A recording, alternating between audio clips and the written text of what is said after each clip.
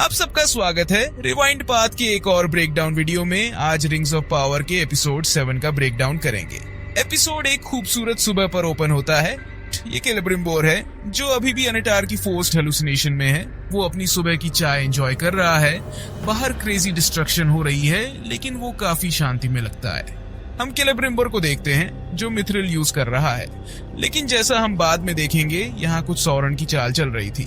हम उसे एक चौपी चीज यूज करते हुए भी देखते हैं। हम देखते हैं कि केलेब्रिम्बोर मेटल्स को मेल्ट कर रहा है और फाइनली रिंग का लूप क्लोज कर रहा है। जैसे ही वो करता है एक लाइट का फ्लैश होता है जो सॉलिड इंडिकेशन है कि वो सक्सेसफुल हो गया है। फिर हम वाइडर कट में देखते हैं कि ये 9वीं रिंग है क्योंकि उसके पास 8 और रिंग स्टैंड्स पर रखी हुई हैं। वो देखता है कि फॉरर के हैमर में एक जीएम मिसिंग है और झुककर उसे देखने जाता है। जब उसे एक माउस दिखता है जो बाद में इंपॉर्टेंट होगा। मुझे ये भी रियलाइज हुआ कि हम कभी केलेब्रिम्बोर को फियर हैमर यूज करते हुए नहीं देखते। अब मैं समझ सकता हूँ कि छोटे रिंग पर हैमर से वार करना रियलिस्टिक नहीं लगेगा, लेकिन ये काफी ऑसम दिख सकता था। जैसे ही केलेब्रिम्बोर ऊपर देखता है वो अपनी रिफ्लेक्शन मिरर में देखता है जहाँ वो काफी बुरा दिख रहा है और पीछे का कमरा उस शॉट से काफी डार्क है जो आने वाले शॉट में दिखेगा, जहाँ उसे लगता है कि वो अपनी ट्रू रिफ्लेक्शन देख रहा है। वो कहता है कि इस शांति और अकेलेपन में उसके आइडियाज फ्लो हो रहे हैं। 9 रिंग्स ऑफ पावर लगभग पूरी हो चुकी हैं और हम देख सकते हैं कि अनेटार उन्हें जल्दी फिनिश करने के लिए थोड़ा बेचैन है। केलेब्रिम्बोर मेंशंस करता है कि उसे पिछले कुछ वीक्स से क्लैरिटी मिल रही है, जिससे मुझे वंडर हुआ कि क्या सीज वाकई इतने लंबे समय से चल रहा है। रियल लाइफ एग्जाम्पल्स में आमतौर पर सीजेस कई मंथ्स तक चलते हैं, जबकि फिल्म्स में ये कुछ दिनों में खत्म होते दिखाए जाते हैं। अनेटार कहता है कि जब उनका काम खत्म होगा तो ये एक दुखद मौका होगा, और केलेब्रिम्बोर जवाब देता है कि हर चीज का अंत होना जरूरी है। उनके लिए ऐसा सच में नहीं है क्योंकि वो दोनों अमर बीइंग्स हैं। लेकिन शायद ये केलेब्रिम्बोर का असम्पशन है कि अनेटार 9 रिंग्स को डिस्ट्रीब्यूट करने के लिए चला जाएगा और उसका काम खत्म हो जाने के बाद वो वेलर में वापस जाएगा। और हाँ, वो पूरी तरह से इस बंदे का यूज कर रहा है और जो भी एंजॉयमेंट है वो फ्लीटिंग है। हम अदार और ऑक्स को सिटी पर फायरबॉल्स बरसाते हुए देखते हैं और अपेरेंटली उनका स्मोक सूरज को ब्लॉक कर रहा है, जिससे ऑक्स दिन में भी लड़ाई कर सकते हैं। अनेटार एल्विस को बताता है कि केलेब्रिम्बोर किसी काउंटर अटैक को परमिट नहीं करेगा और मिर्दानिया को बताता है कि केलेब्रिम्बोर पूरी तरह से पागल हो गया है। वो केलेब्रिम्बोर की रेपुटेशन को उसकी अपनी लोगों के सामने धीरे धीरे गिराते देखना पसंद कर, जिसका वो बाद में एडवांटेज उठाएगा।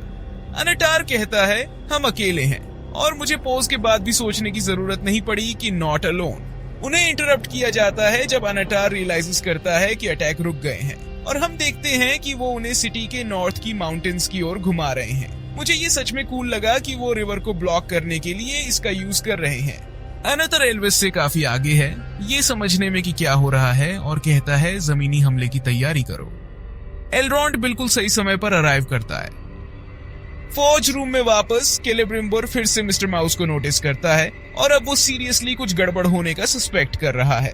हम उसे एक कैंडल पर मार्क बनाते हुए देखते हैं, जो एक क्लेवर तरीका है ये देखने का कि वो कितना जलता है या नहीं। वापस कज़ाट डूम में नार्वी किंग को इन्फॉर्म करता है कि ओरॉन पर सीज हो रहा है, लेकिन किंग मेथ्रोमाइन को वापस शुरू करने के लिए ज्यादा फोकस कर रहा है।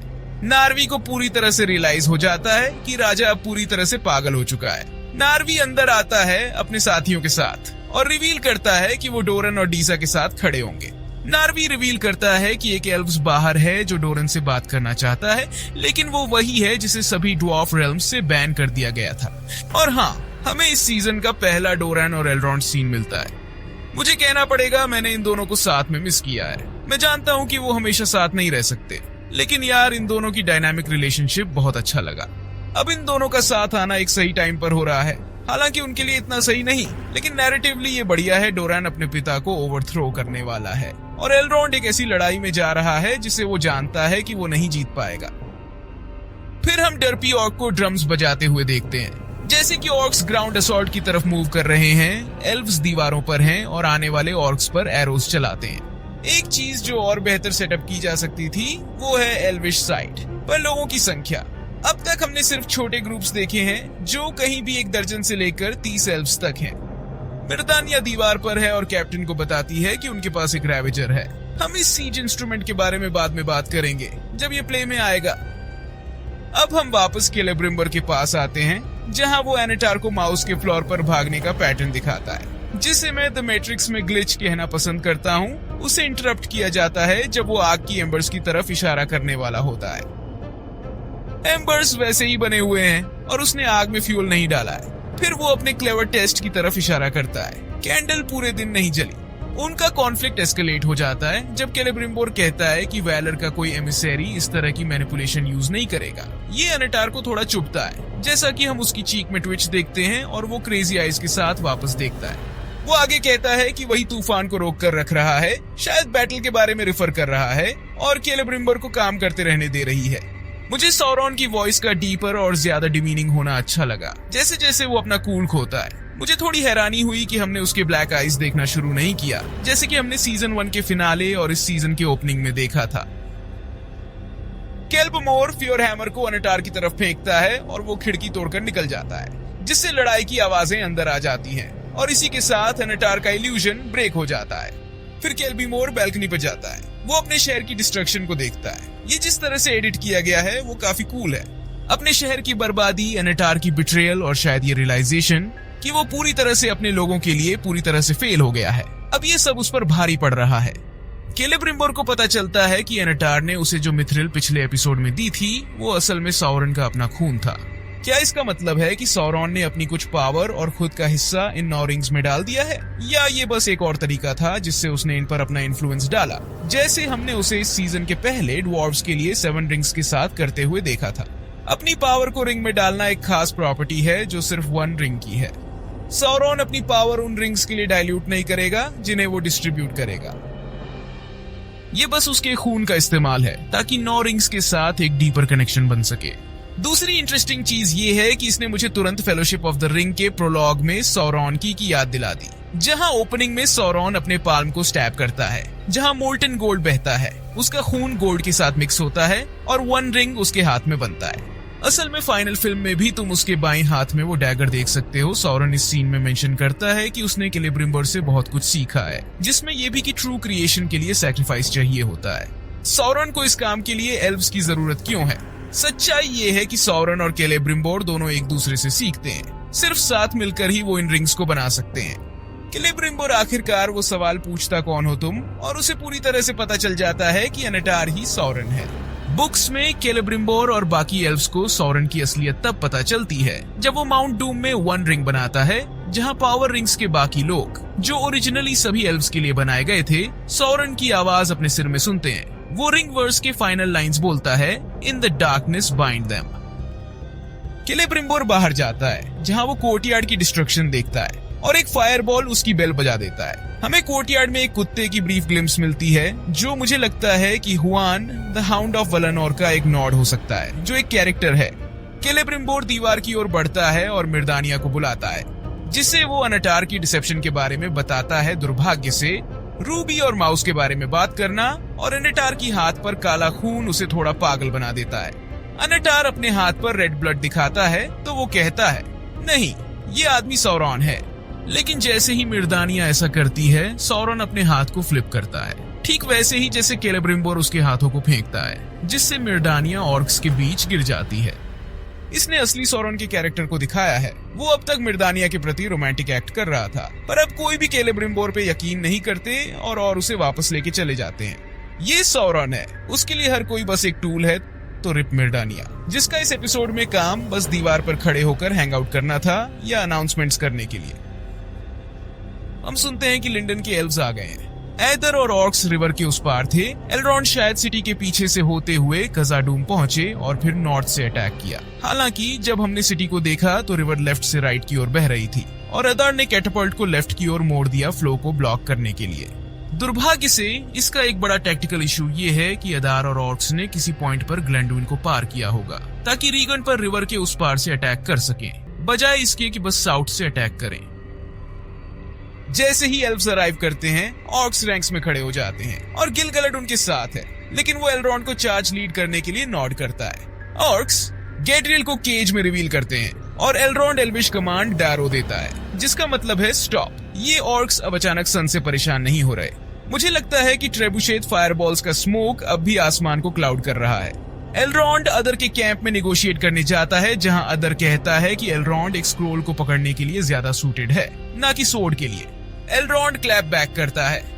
एलरॉन्ड और अदार आपस में आर्ग्यूमेंट करते हैं, जहां एलरॉन्ड पॉइंट आउट करता है कि अदार सौरॉन की इच्छा पूरी कर रहा है एरिजियन पर अटैक करके, और अदार कहता है कि सिटी अब सौरॉन की है। फिर अदार मिलियन का नाम लेता है, जो फर्स्ट एज की इंपॉर्टेंट कैरेक्टर है और एलरॉन्ड की ग्रेट ग्रेट ग्रैंडमदर है। वो कहता है, एलरॉन्ड तुम हैंडसम हो, लेकिन उम्मीद करता हूँ कि तुमने उसकी जैसी समझदारी भी हो। मिलियन खुद एक वाला है, जबकि वो असल में एक माया है, जो वालर से लोअर बीइंग्स होते हैं, ठीक वैसे ही जैसे गैंडल्फ एंड साउरन। मायार का जिक्र लॉर्ड ऑफ द रिंग्स में नहीं किया गया है, मतलब अमेज़न के पास इस टर्म का इस्तेमाल करने का अधिकार नहीं है। असल में लॉर्ड ऑफ द रिंग्स में मिलियन का जब जिक्र होता है तो उसे million of the people of the Valar कहा जाता है, मतलब वो उन लोगों में से है जो वलर की सेवा करते हैं। अब जब हम एलरॉन्ड के एंसेस्ट्री की बात कर रहे हैं तो आपको जानकर दिलचस्पी होगी कि भले ही उसे हाफ एल्वन कहा जाता है, असल में वो 25% एल्व्स, 25% मायार और बाकी 50% ह्यूमन है। एलरॉन्ड ने कभी अपनी ग्रेट ग्रेट ग्रैंडमदर को नहीं देखा, लेकिन गैड्रियल ने फर्स्ट एज का ज्यादातर समय मिलियन के साथ बिताया, उनसे सीखते हुए, जिसमें लिम्बस ब्रेड बनाना भी शामिल है। एलरॉन्ड अदर को उसकी चालबाजी पर टोकता है, ये बताते हुए कि वो कितनी आसानी से अपने बच्चों की जानें दांव पर लगा रहा है। एलरॉन्ड गैड्रियल के बदले में रिंग को देने से मना कर देता है और अदर के पास से गुजरते हुए अपना ब्रूच निकाल लेता है, और ग्लो अदर को लीडर मानने में ज्यादा मजा नहीं आ रहा, इसलिए वो कहता है कि एलरॉन्ड अनार्म्ड है। जब वो गैड्रियल को अलविदा कहने की इच्छा जाहिर करता है, और फिर वो किस आता है, जिसने पूरी दुनिया में हलचल मचा दी।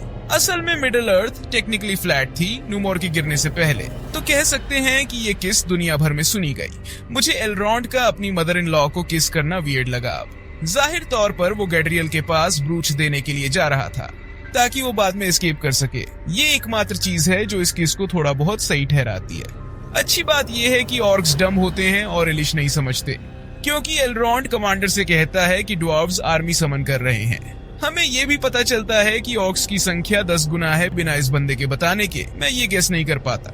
वापस खज़ार-डूम में हम देखते हैं कि डोरन ड्वार्व्स को बैटल के लिए तैयार कर रहा है, जिसके दौरान हमें एक शॉट मिलता है जिसमें गैड्रियल अपने शैकल्स को खोलने के लिए ब्रूच का इस्तेमाल करती है। हम केलेब्रिम्बोर को भी देखते हैं, जो 9 रिंग्स बनाने में जुटा है। अपनी कलाई में शेकल्स के साथ वो अनटार को सोरेंस स्टोन हार्ट कहकर बुलाता है, तो लगता है एलरॉन्ड ने अपने दोस्त को अपनी विजिट के दौरान सब कुछ बता दिया है। उनके पूर्वजों से 7 स्मिथिंग सीक्रेट्स चुराना शो का ओरिजिनल कॉन्सेप्ट है। उनमें से एक सीक्रेट अलॉयज था, डोरन क्लियरली जानता है और सबको अनाउंस कर रहा है कि रिंग्स मिडिल अर्थ को वश में करने के लिए बनाई गई हैं। इधर बैटलफील्ड में एलरॉन्ड का हॉर्स मारा जाता है। हम कुछ बैटल शॉट्स देखते हैं जिसमें ऑर्क्स सीढ़ियां चढ़ रहे हैं और दीवार पर प्रोग्रेस कर रहे हैं। फिर हम रेवेजर को काम करते हुए देखते हैं, जहां ऑर्क्स हैमर और एंकर्स का इस्तेमाल करते हैं और वो कॉन्ट्रैप्शन दीवार के पार्ट्स को बाहर खींच लेते हैं। रात के समय वो बैटल से थोड़ी विराम ले रहे हैं और ग्लग और अदार का मोमेंट होता है। अदार कहता है कि वो ऑर्क्स को सौरॉन के गुलाम बनते हुए नहीं देख सकता, क्योंकि वो उनसे बहुत प्यार करता है।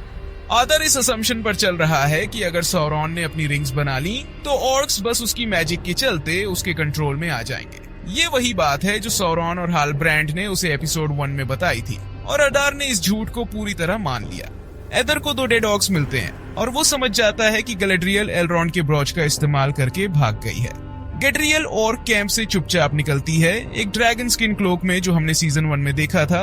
अदर डेड ऑर्क्स के लिए एक छोटी प्रेयर करता है, जिसमें वो कहता है, in flames they return to darkness. और यही मुझे एहसास हुआ कि हाँ, अदर अभी भी मोर्गोथ के लॉयल है, बस साउरॉन का नहीं। अपने एल्वन टेंडेंसीज के बावजूद वो अब भी पूरी तरह से बैड गाय है।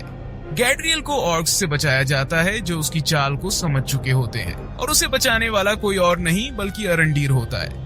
मुझे गैड्रियल और अरंडीर के बीच का ये मोमेंट बहुत अच्छा लगा। वो अपना बदला अडार से लेने के लिए अपनी जान देने को तैयार है, पर गैड्रियल उसे रोक देती है, कहती है, हम और शूरवीरों को नहीं खो सकते।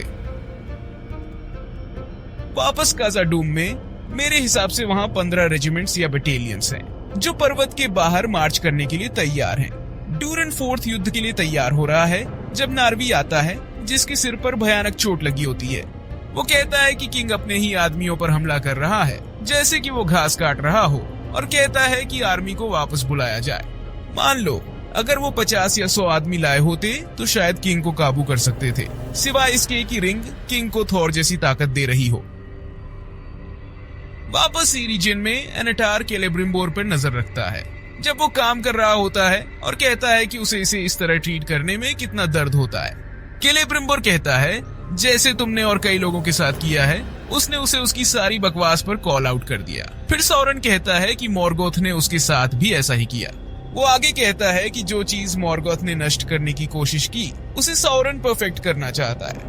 बुक वर्जन में सॉरन मॉर्गोथ का सेकंड इन कमांड होता है जो अपने मास्टर के डाउनफॉल के बाद मिडिल अर्थ पर अपना खुद का मैनेजमेंट स्टाइल लाता है। सॉरन बेसिकली विक्टिम ब्लेम करता है केलेब्रिम्बोर को, कहता है कि उसने सॉरन को ऐसा करने पर मजबूर किया और ये सब उसकी ही गलती है। केलेब्रिम्बोर 9वीं रिंग को पूरा करता है और सॉरन के जाने के बाद में हम लिंडन के एल्व्स को रिवर बेड में लड़ते हुए देखते हैं और ओरन के एल्व्स जो एक्सप्लोडिंग बैरल्स फेंक रहे हैं। फिर एक मैसेंजर कहता है कि डुरान ने अपनी आर्मी को रिकॉल कर लिया है और काजाड डूम का गेट बंद है। एल्रोन डिसबिलीफ में बार बार कहता है कि डुरान जरूर आएगा और मैसेंजर शायद सोच रहा होगा, ये नाइस है कि तुम ऐसा सोचते हो दोस्त, लेकिन मेरी पीठ में 2 एरोज लगे हैं। सेकेंड एज में जब डुरान के डोर्स बंद हो जाते हैं तो वो बाहर से तब तक नहीं खुलते जब तक फेलोशिप ऑफ द रिंग 5000 साल बाद वहां नहीं पहुंचती। फिर हम एक फेस ऑफ मोमेंट देखते हैं जब अदार और अरोंडियर एक दूसरे की ओर बढ़ते हैं और अदार एक एरो को पकड़ लेता है, ये दिखाते हुए कि उसकी एल्वन रिफ्लेक्सेस अभी भी सटीक हैं। उसी एरो का इस्तेमाल वो अरोंडियर को स्टैब करने के लिए करता है, जबकि अरोंडियर उसे एक और एरो से मारता है और फिर अदार अपनी सोर्ड से स्टैब करता है। लेकिन वो उसकी डेथ नहीं दिखाते, तो मुझे लगता है कि शायद वो ठीक हो जाएगा, कम से कम अगले एपिसोड तक। तो ऑर्क्स फाइनली दीवार को तोड़ देते हैं और शहर में घुसना शुरू कर देते हैं, जबकि एल्रोंड बैटलफील्ड पर लाचार बना हुआ है। अदर उसके पास आता है, उसे गर्दन से पकड़कर उठाता है। वो एल्रोंड से कहता है, क्या तुमने अपना रिंग फिर से भूल गए? उसे दूर फेंकता है और नेनिया जो ग्लैड्रियल की रिंग है उसे हासिल कर लेता है। अदर ये कोट शेयर करता है, do not make war in anger, और मुझे लगा कि ये किसी खास चीज से इंस्पायर्ड लग रहा है। The Art of War by Sun Tzu से एक कोट मिला, the ruler may not move his army out of anger. अब बस एक एपिसोड बचा है सीजन 2 में। अदर के पास गैलेड्रियल की रिंग है, गैड्रियल के पास 9 रिंग्स हैं और केलेब्रिम्बोर के पास 9 फिंगर्स हैं। एल्व्स की हालत काफी खराब दिख रही है। मुझे लगता है कि ये ओवरऑल एक और स्ट्रॉन्ग एपिसोड था, स्पेशली अगर हम उस किस को इग्नोर कर सकें। लेकिन मुझे कहना पड़ेगा कि मैं सच में एक्साइटेड हूँ ये देखने के लिए कि केलेब्रिम्बोर और एनाटार का आगे क्या होता है। लेकिन सॉरन और केलेब्रिम्बोर के बीच का फाइनल कन्फ्रंटेशन बुक्स में काफी एपिक और वायलेंट था, तो मैं क्यूरियस हूँ कि वे इसे कैसे दिखाते हैं।